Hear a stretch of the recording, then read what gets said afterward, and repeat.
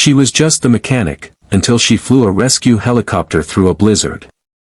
The blizzard was already howling when Clara jammed the last tool into her kit and slammed the hood of the chopper shut. Snow slapped the side of the hangar like a fist, and the wind carried the sound of urgency. Somewhere out there, someone needed saving. She wasn't supposed to fly. She was just the mechanic.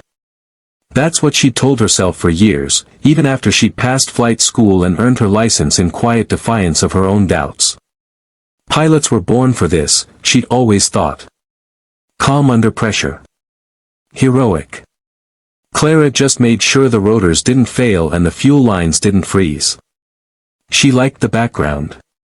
It was safe. But tonight wasn't safe. The call had come in minutes ago, a teenage girl stuck in a wrecked car with her father somewhere in the mountains outside Fairbanks, Alaska. The regular pilot was grounded, trapped on the other side of town by the storm. Every minute counted. The clock ticked, the wind roared, and no one else was stepping forward. Clara looked at the empty cockpit. Hell, she muttered. Fine. She wasn't dressed for it, thermal hoodie, cargo pants dusted in grease, but she strapped herself in like she'd been flying every day of her life. As the blades began to churn and scream against the wind, the radio crackled. Rescue 1, do you copy? Copy, Clara said, her voice steadier than she expected. This is Rescue 1. She swallowed. Lifting off now. No one argued. There was no one else. It was a whiteout. Snow like powdered sugar spun in violent circles, and the mountains loomed like sleeping beasts barely visible through the squall. Every bump of turbulence rattled the chopper, and every time the wind slammed against the windshield, Clara tightened her grip on the stick and whispered, "You've fixed 100 of these. You know how they breathe." She didn't have the usual coordinates. Just a ping from the girl's emergency beacon. Intermittent, flickering. She followed it, instinct guiding her where visibility failed. Then, a dim flash below. Headlights buried in snow. Got you, she breathed.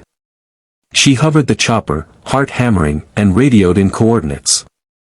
But dispatch responded with a sharp warning. Clara, it's too dangerous to land.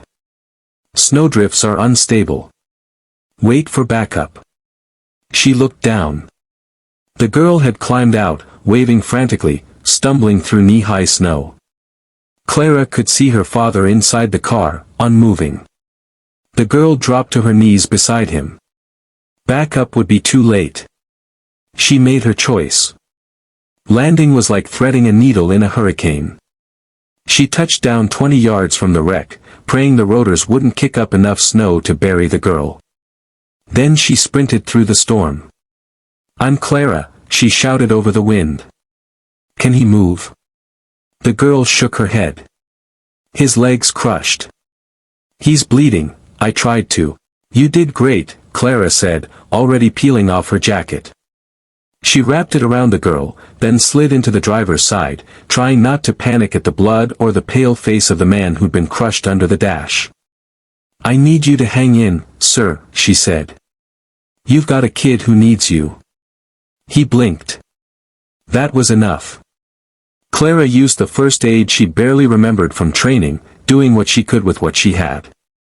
Then, dragging both man and daughter through wind and ice, she loaded them into the chopper and lifted off again, just as the slope behind them gave way in a thundering slide of snow. No one would have survived 5 minutes later. At the hospital, Clara waited in the hallway, snow still melting in her boots. A nurse walked out and smiled. They're both going to be okay. The father said to thank the pilot. I'm not, Clara started, then stopped. She wasn't just the mechanic anymore, was she? By morning, the storm had passed. Sunlight spilled across the parking lot in gold patches, and the snow glistened like it had never been dangerous. Clara walked back into the hangar to the sound of applause. The rescue team, pilots, medics, dispatchers, had gathered, faces bright with admiration. You're a damn hero, one said. She scratched the back of her neck, awkward. I'm still the mechanic, she said. Just, not only the mechanic. Weeks later, the girl came back with her father, now walking on crutches.